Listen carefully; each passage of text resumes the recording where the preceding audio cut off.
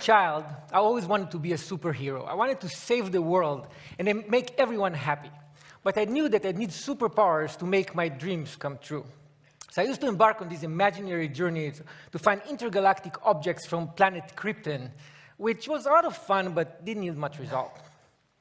When I grew up and realized that science fiction was not a good source for superpowers, I decided instead to embark on a journey of real science to find a more useful truth. I started my journey in California with a UC Berkeley 30-year longitudinal study that examined the photos of students in an old yearbook and tried to measure their success and well-being throughout their life. By measuring the students' smiles, researchers were able to predict how fulfilling and long-lasting a subject marriage will be, how well she would score in standardized tests of well-being, and how inspiring she would be to others.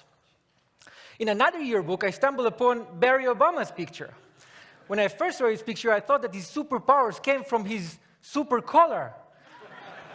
But now I know it was all in his smile. Another aha moment came from a 2010 Wayne State University research project that looked into pre-1950s baseball cards of major league players.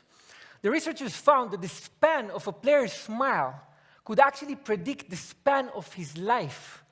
Players who didn't smile in their pictures lived an average of only 72.9 years, where players with beaming smiles lived an average of almost 80 years. The good news is that we're actually born smiling. Using 3D ultrasound technology, we can now see that developing babies appear to smile even in the womb. When they're born, babies continue to smile, initially mostly in their sleep, and even blind babies smile to the sound of the human voice.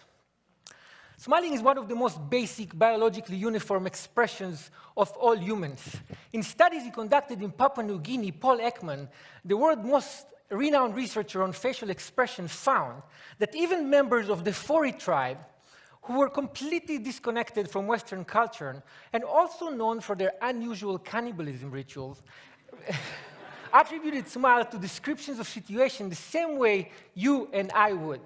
So from Papua New Guinea to Hollywood, all the way to modern art in Beijing, we smile often and use smile to express joy and satisfaction.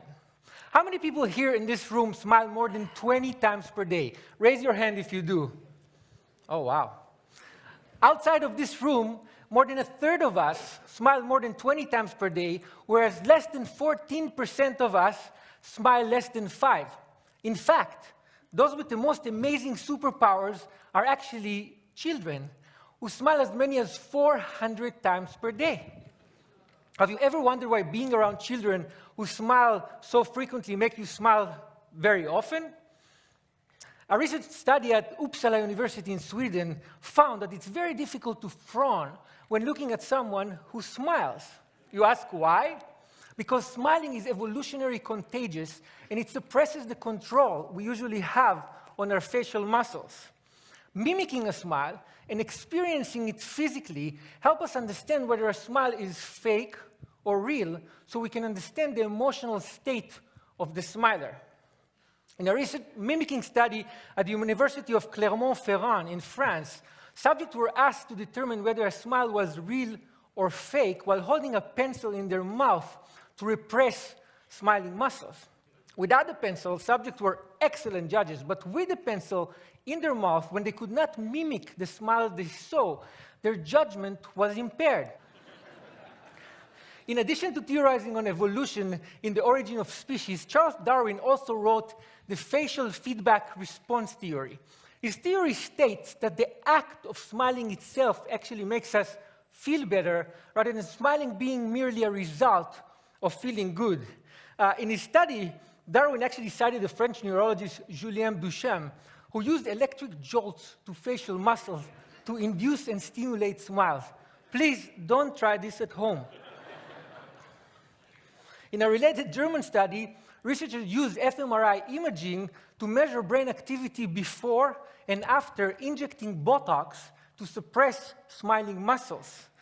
The findings supported Darwin's theory, but by showing that facial feedback modifies the neural processing of emotional content in the brain in a way that helps us feel better when we smile. Smiling stimulates our brain reward mechanism in a way that even chocolate, a well-regarded pleasure inducer, cannot match. British researchers found that one smile can generate the same level of brain stimulation as up to 2,000 bars of chocolate. Wait, the same study found that smiling is as stimulating as receiving up to 16,000 pounds sterling in cash. That's like 25 grand a smile. It's not bad. And think about it this way. 25,000 times 400, quite a few kids out there feel like Mark Zuckerberg every day. And unlike lots of chocolate, lots of smiling can actually make you healthier. Smiling can help reduce the level of stress-enhancing hormones like cortisol, adrenaline, and dopamine, increase the level of mood-enhancing hormones like endorphin, and reduce overall blood pressure. And if that's not enough, smiling can actually make you look good in the eyes of others. A research study at Penn State University found that when you smile, you don't only appear to be more likable and courteous, but you actually appear to be more competent.